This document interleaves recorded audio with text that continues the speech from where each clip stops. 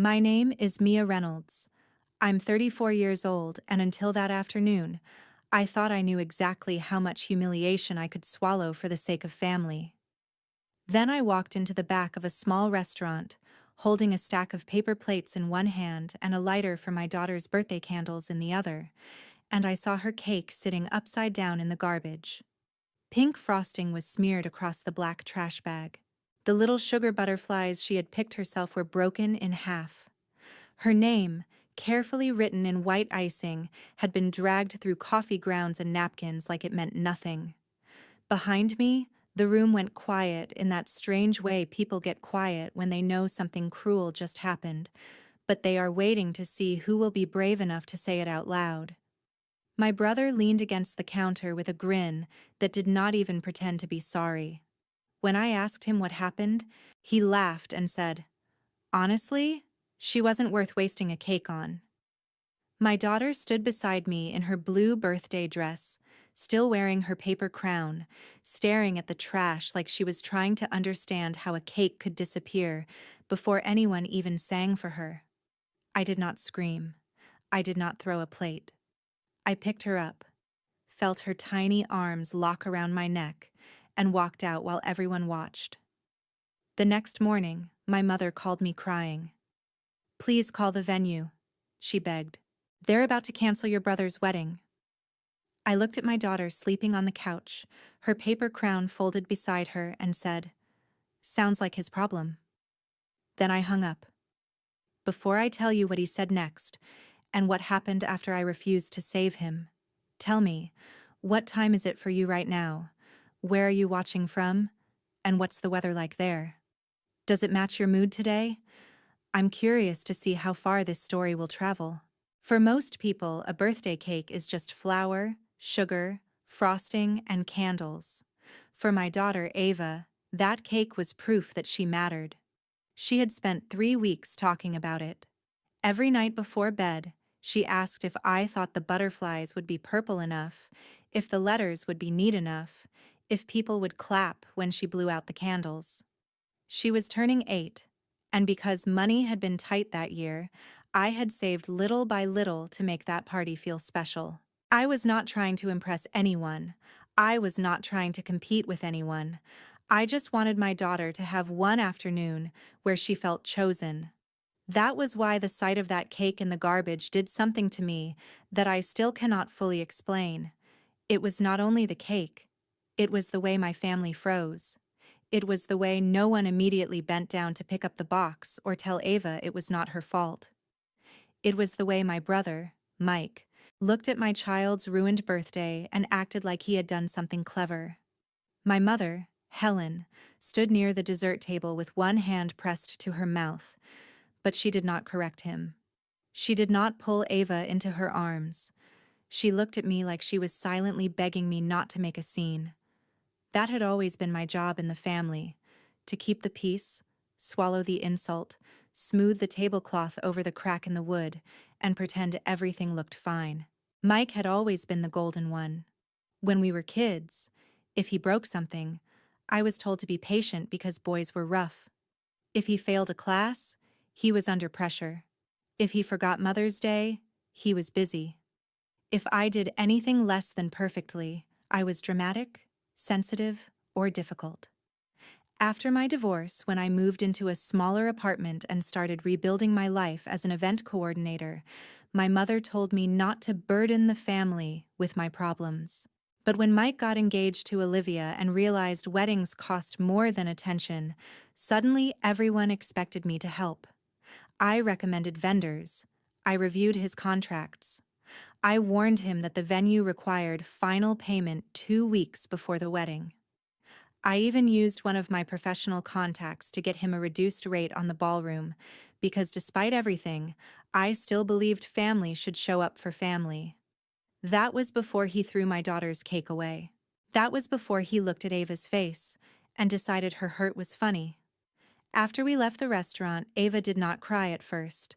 That made it worse. She sat in the back seat holding her paper crown in both hands, looking out the window like she was trying to be older than she was. Halfway home, she whispered, Did Uncle Mike throw it away because I did something bad? I had to pull the car over. I turned around and told her, as clearly as I could, "No, baby. You did nothing wrong. Sometimes grown-ups behave badly because they have ugly things inside them, and they try to hand those ugly things to other people." Her lip trembled then, and she finally cried. I climbed into the back seat and held her while cars rushed past us, and I promised her we would have another cake. A better one. A cake nobody would touch unless she said so.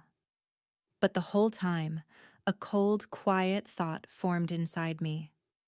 I had protected Mike from consequences for years, and in return, he had treated my child like trash. That night, after Ava fell asleep, my phone lit up with a text from Mike. It said, "Look, I'm sorry if you got emotional about the cake. Wedding stress is killing me. Let's move on." I stared at the words until they blurred. He was not sorry he hurt Ava. He was sorry I reacted. He was not asking forgiveness. He was telling me to reset the family machine so he could keep being the center of it. A minute later, another message came through. Also, Mom said the venue might call you tomorrow. Please don't make this weird. I almost laughed, because weird was apparently not a grown man throwing away a child's birthday cake. Weird was me refusing to pretend it did not happen. The next morning, my mother called before 8. Her voice was thin and panicked. "Mia, please listen to me. The venue says Mike's final payment never cleared. They need confirmation from you because your name is connected to the booking." I sat up straight. "My name is what?" She started crying harder. "He said you knew. He said you were helping with the wedding account. Please, honey, just call them. If they cancel, everyone will blame you." There it was. Not everyone will blame him for failing to pay. Not everyone will blame him for lying. Everyone will blame you. I told her no. She gasped like I had slapped her. "Mia, this is your brother's wedding." I looked at the hallway where Ava's birthday decorations were still folded in a grocery bag because I could not bring myself to throw them away. "And yesterday was my daughter's birthday," I said. "He made his choice. Now I'm making mine." I hung up, but my hands were shaking. Then my email notification chimed. The subject line read, "Final notice regarding Reynolds Hart wedding reservation." And underneath it, in bold letters, were 3 words that made my stomach drop. "Guarantor signature required." I opened the email twice because the first time, my brain refused to accept what my eyes were reading. The venue was not simply asking me to help. According to their records, my professional account had been used to secure Mike and Olivia's wedding reservation. My business name, Mia Reynolds Events, was listed as the coordinating party. My old office number was attached. My email was listed as the secondary contact. And the worst part was a scanned copy of a form that looked, from a distance, like it had my signature on it. It was not my signature. It was close enough to make my stomach twist, but wrong enough to make me furious. The line was too sharp, the loop in the R too stiff. The last name rushed like someone had copied it while irritated. I knew immediately what had happened. Mike had taken the sample documents I sent him months earlier, the ones I marked up so he could understand venue terms, and he had decided that my advice was the same thing as my permission. Or worse, he had known exactly what he was doing and assumed I would clean up the mess before anyone noticed. I called the venue and asked for Elise, the manager I had worked with before. She sounded relieved when she heard my voice, which told me Mike had already been difficult. "Mia, I'm glad you called," she said. "We've been trying to confirm whether your company is still guaranteeing the final balance." My mouth went dry. My company never guaranteed anything. I recommended the venue, reviewed their contract as a favor, and introduced them to your sales office. That's it. There was a pause. Papers shuffled. "The form we have says otherwise." "Then the form is false?" I said. My voice was steady, but my heart was hammering. Elise softened immediately. She had known me for years. She knew I was careful, almost annoyingly careful, with contracts. "Send me a written statement," she said. "If your signature was used without authorization, we can remove your company from the reservation, but once we do that, the couple must pay the full outstanding amount by 5 p.m. today, or the ballroom is released." I looked at the clock. It was 9:12 in the morning. Mike had less than 8 hours to fix a problem he had created, and for once, my name was not going to be the rope he climbed out with. Before I could draft the statement, my phone exploded. My mother called 3 times. Mike called twice. An aunt I barely spoke to texted, "Your mother says you're destroying the wedding. Is that true?" Then another message from Mike appeared. "Do not talk to the venue until you talk to me." I read it slowly. Not, "Please." Not, "I'm sorry." Not, "I used your name and need to explain." Just an order. The old Mia would have panicked. The old Mia would have called him, listened to excuses, and maybe even tried to negotiate a payment plan with Elise so the wedding could survive, and everyone could keep pretending Mike was unlucky instead of irresponsible. But that morning, Ava walked into the kitchen rubbing her eyes, saw my face, and asked, "Is Uncle Mike mad at you because of me?" That question cut through every old habit I had. I closed my laptop, knelt in front of her, and took both her hands. "No," I said. "He is mad because I am not letting him hurt us and then use us." She nodded, but I could tell she was trying to carry guilt that did not belong to her. That was when I knew I could not soften this. Not this time. I sent Elise a formal email stating that I had not signed, authorized, guaranteed, coordinated, financed, or accepted liability for Mike's wedding. I attached copies of my real signature from past contracts, the original email where I had only introduced Mike as a private family referral, and a clear statement that any use of my business name must be removed immediately. My finger hovered over the send button for a long second. It felt dramatic, final, almost cruel. Then I remembered Ava staring at her cake in the trash. I pressed send. 5 minutes later, Elise replied, "Received. We will proceed accordingly." That was it. No thunder, no shouting. Just a professional boundary, written in black and white. Mike called again. This time, I answered. He did not say hello. He said, "What did you do?" I leaned against the counter. I told the truth. He let out a sharp laugh. "You mean, you threw a tantrum because of a cake, and now you're trying to ruin my wedding?" "No," I said. "You used my business name without permission, and I removed it." He went quiet for half a second, just long enough for me to hear fear under his anger. Then he snapped, "You were supposed to help. That was the whole point of asking you to look at the contract. Looking at a contract is not the same as becoming your safety net." "Oh, come on," he said. "You always fix things. Don't act brand new now." That sentence told me more than any apology could have. He had not accidentally expected my help. He had built his entire plan around it. Then he said the thing that changed everything. "If you don't call Elise and put your name back on that account, I'll tell everyone you're jealous because Olivia's getting the wedding you never had." For a moment, I was so stunned I could not speak. My divorce had been one of the most painful seasons of my life, and he knew that. He knew how hard I fought to give Ava stability after her father left. He knew exactly where to press. But instead of breaking, something inside me settled. I said, "Mike, yesterday you threw away my daughter's birthday cake. Today you threatened me because I won't cover your lie. Keep talking, because every word is making my decision easier." He cursed under his breath. "You're choosing a kid's feelings over your brother's future." I looked toward Ava, who was sitting at the table drawing butterflies on a blank paper plate. "Yes," I said, "every single time." Then I ended the call. By noon, the family group chat had become a courtroom where I was both the accused and the only person not invited to defend myself. Mike wrote, "Mia is refusing to help because she wants attention." My mother wrote, "Please, everyone pray she softens her heart." A cousin asked what happened. Mike replied, "She's mad about dessert. That's literally it." Dessert.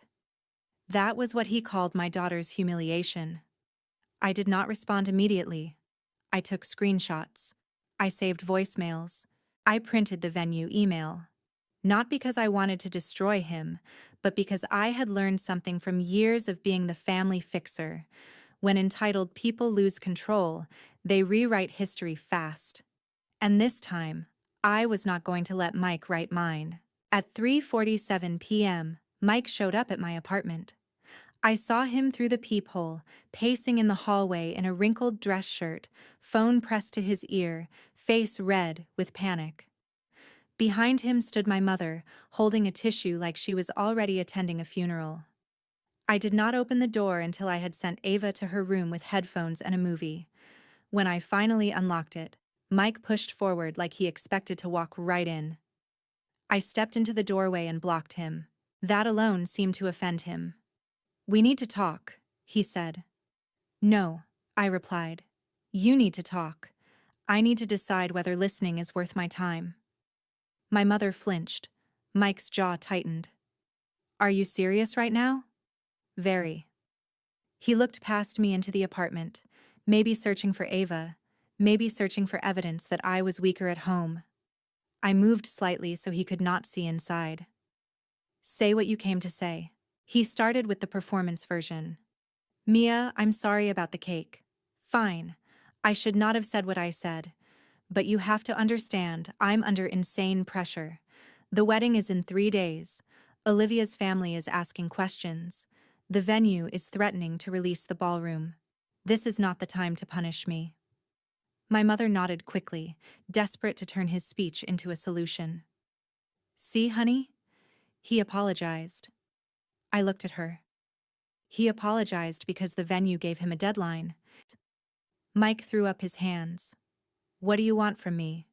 Do you want me to get on my knees?" It was a cake. There it was again. The truth under the performance. I felt my face go calm, the kind of calm that scared me because it meant I had moved past needing him to understand.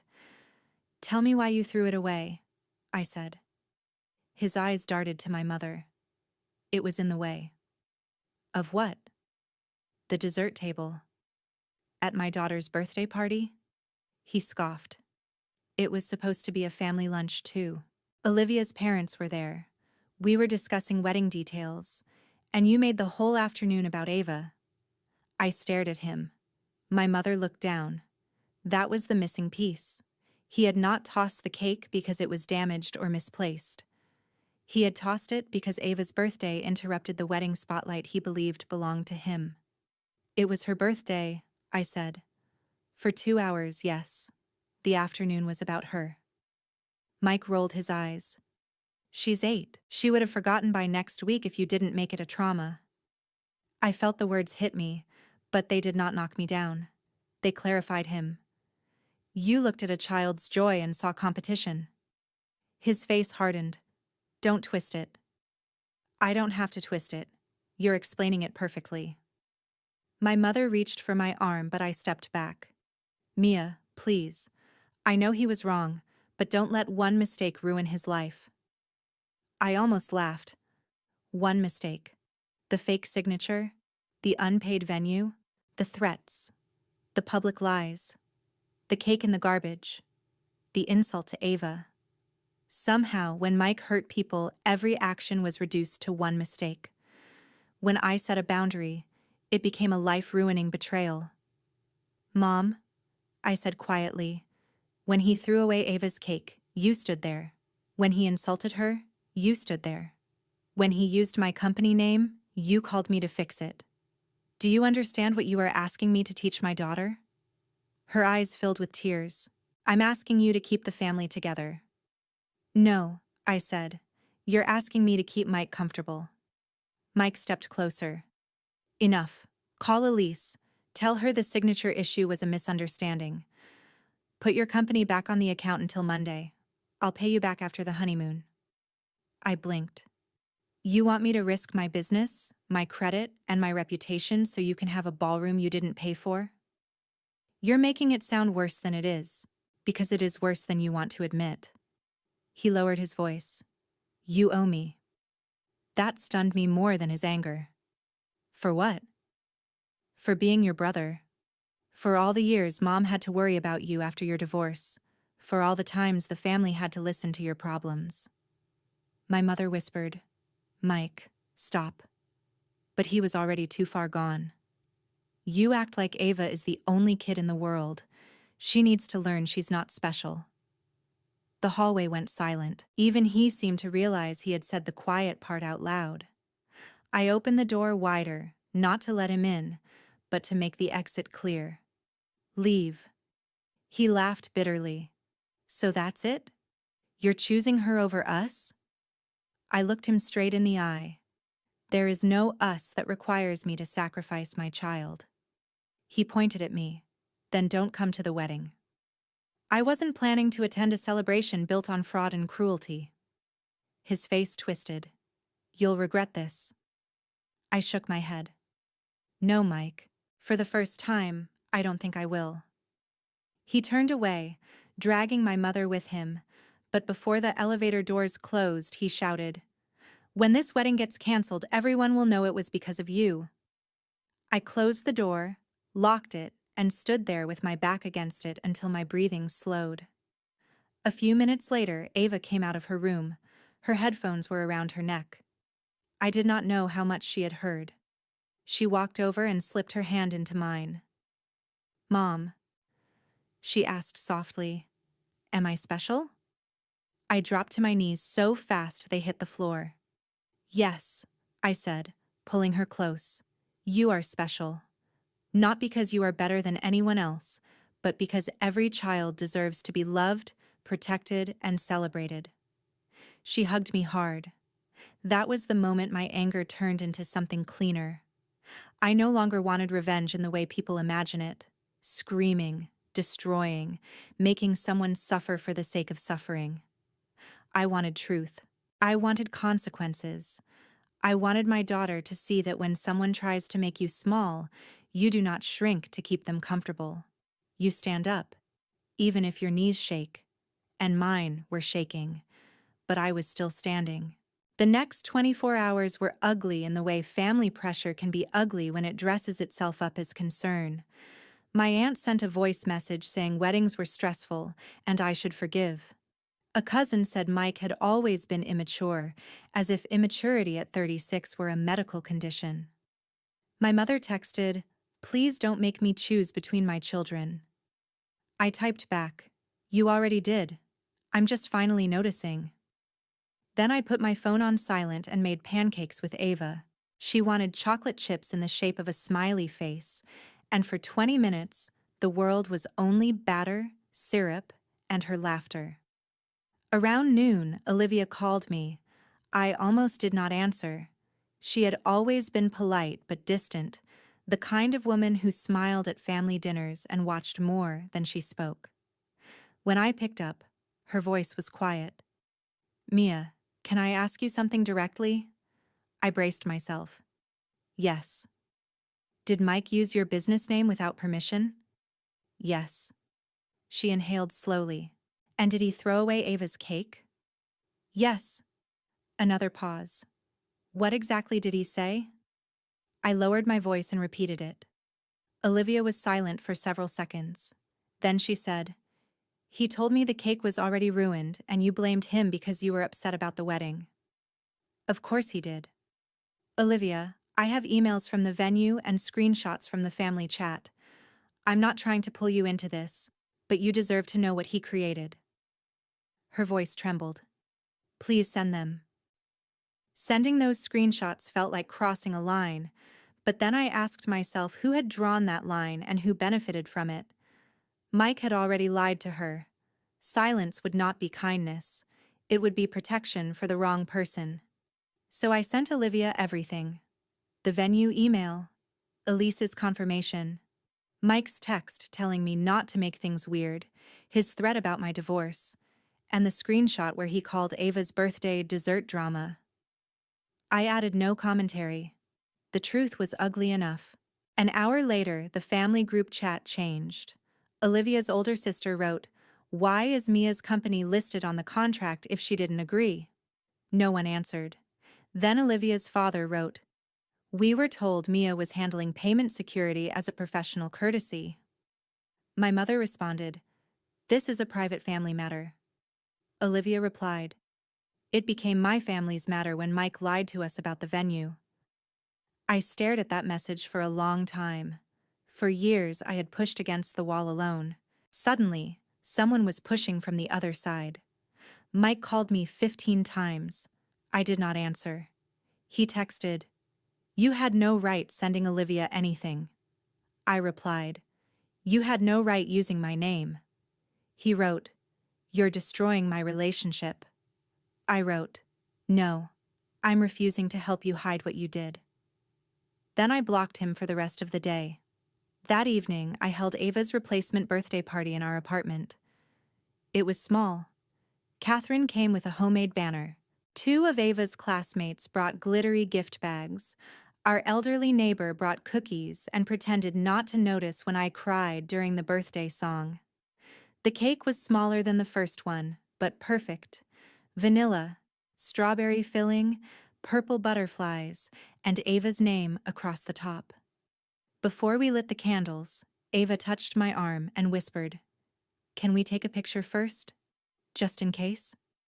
My heart cracked. Just in case. That was what Mike had given her. The fear that joy could be snatched away without warning. I knelt beside her and said, "Yes, baby, but nobody is throwing this one away." After she blew out her candles, she looked happier than she had in days, but I could still see the bruise Mike had left on her confidence. When everyone left, Ava asked if Uncle Mike was still getting married. I told her I did not know. She asked if it was my fault if he did not. I sat beside her and said, "When someone makes bad choices, the consequences belong to them. Other people may get upset, but that does not make it your fault, and it does not make it mine." She thought about it. "So if someone is mean and then sad later, I don't have to fix it?"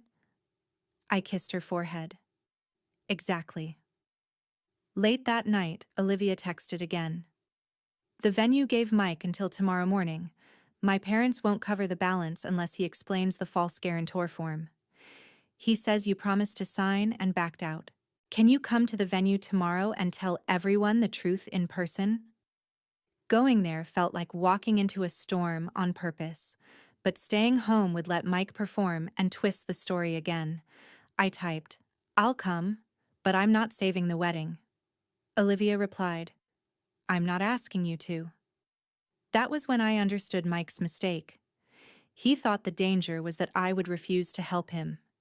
He had not considered what would happen when people started asking why he needed saving. The venue lobby looked different when I walked in without a clipboard, headset, or the old instinct to fix everything. I had coordinated events there before and knew the rhythm of panic. Florists rushing through side doors, nervous groomsmen, mothers asking impossible questions about napkins. But that morning, the panic was sharper. Mike stood near the reception desk in a navy suit he had clearly worn to look responsible. My mother sat on a velvet bench with red eyes.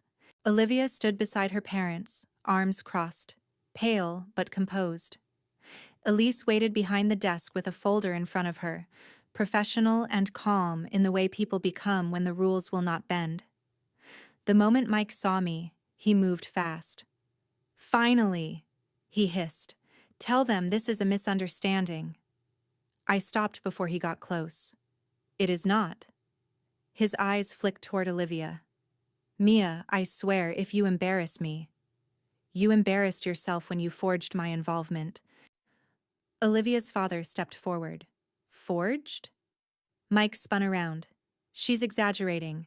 She agreed to help, then got mad about a cake, and now she's weaponizing paperwork." I opened my bag, took out a folder, and handed copies to Elise and Olivia. These are the emails where I introduced Mike to the venue.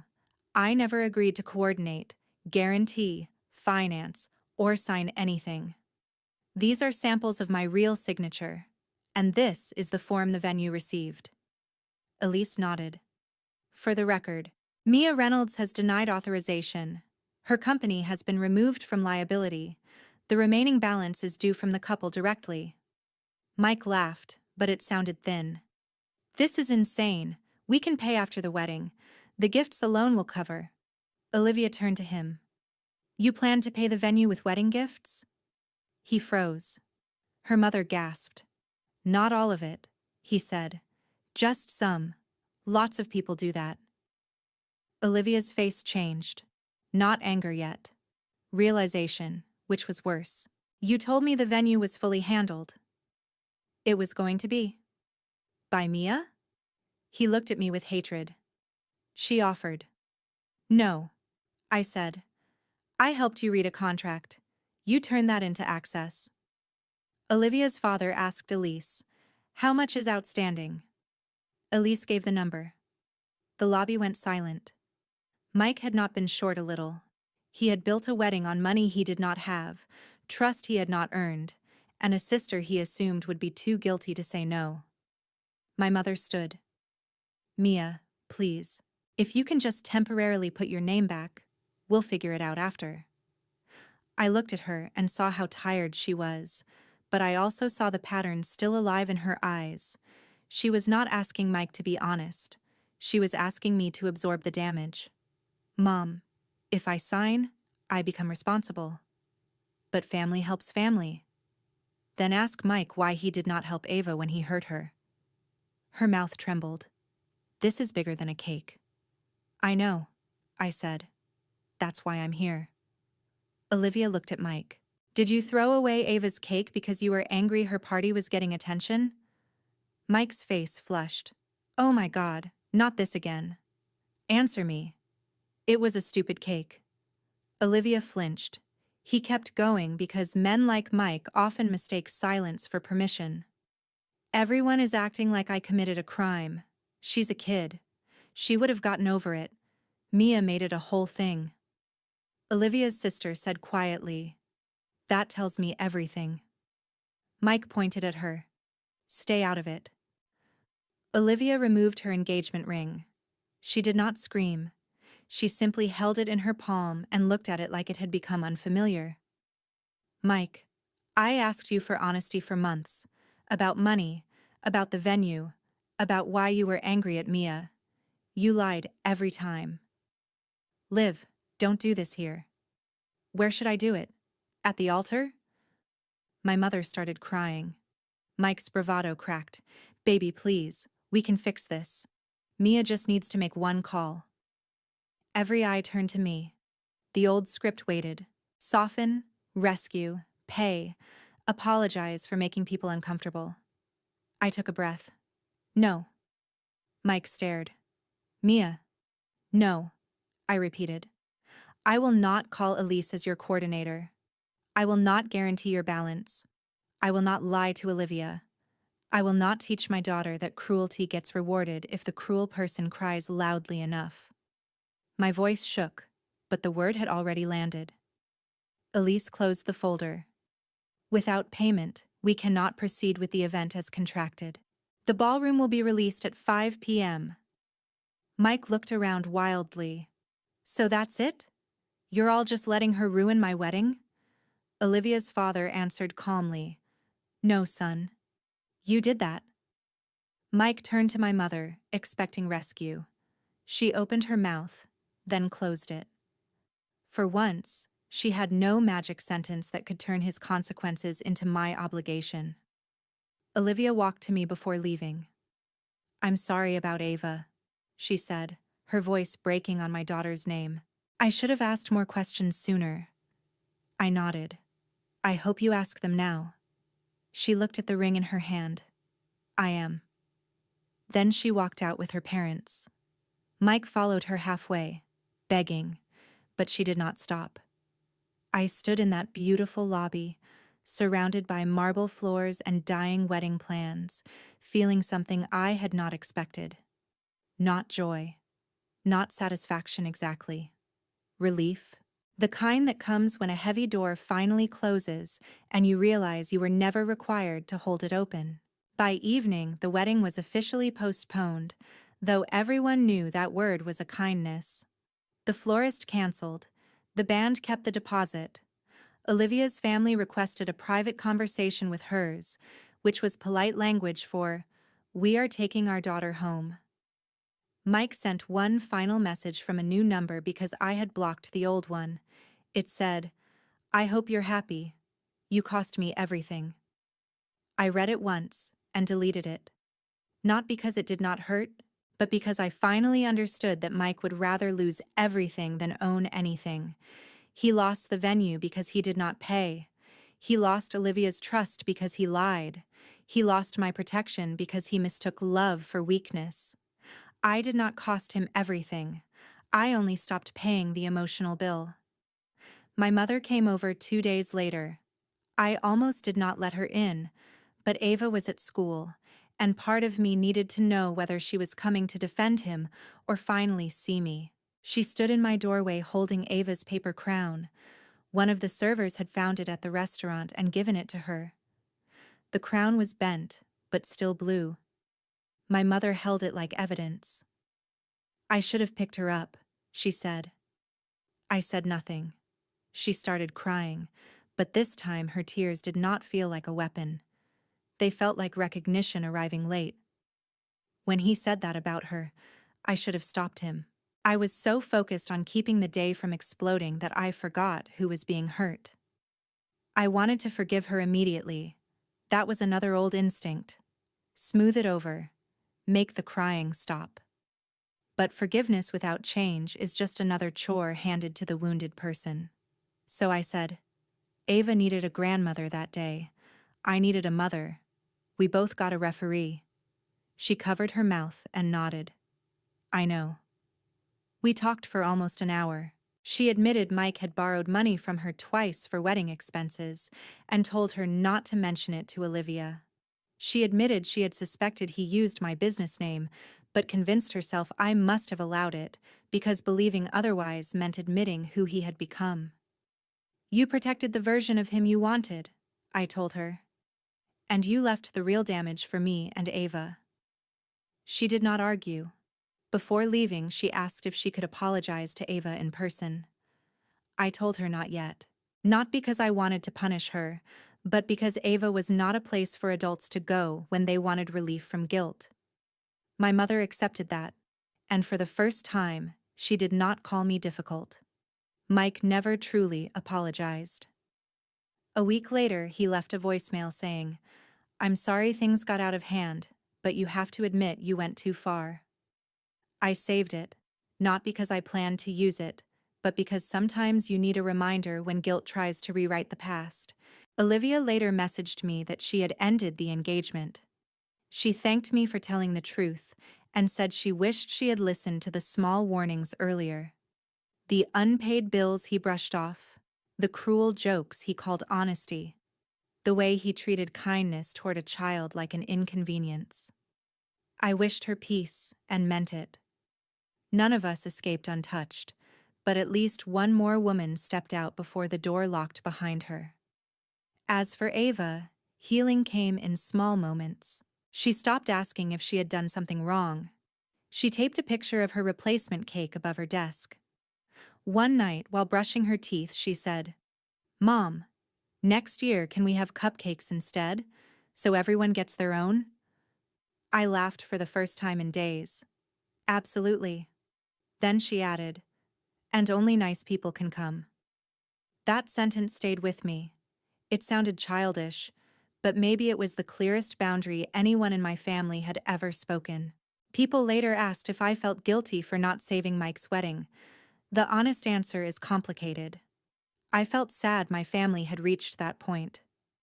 I grieved the brother I used to defend, the mother I used to excuse, and the version of myself who believed love meant endless rescue. But guilt? No. Guilt belongs to people who betray their values. That day at the venue, I honored mine. I did not sabotage his wedding. I did not spread rumors. I simply removed my name from a lie, told the truth when asked, and refused to reward cruelty with protection. Mike's biggest mistake was not only throwing away the cake, though that was cruel enough. His biggest mistake was assuming the woman who had spent years holding the family together would keep doing it after he hurt her child. He thought I would be too afraid of being blamed, too conditioned by loyalty, too embarrassed by divorce, too desperate for approval. He forgot motherhood can change the shape of courage. I might have tolerated disrespect when it was aimed at me, but when he aimed it at Ava, he introduced me to a version of myself he had never met. Now, when I think about that cake in the garbage, I still feel anger, but I also feel gratitude for the moment it revealed everything. It showed me who laughed, who stayed silent, who lied, who asked questions, and who finally walked away. It taught me that some family bonds are not broken by boundaries. They are exposed by them. And it taught my daughter something I hope she carries forever. When someone throws away your joy, you do not climb into the trash to prove it had value. You walk away, protect your peace, and let them explain why they thought they had the right. So if you were in my place, what would you have done? Would you have saved the wedding for the sake of family, or would you have let the truth cancel what lies had built?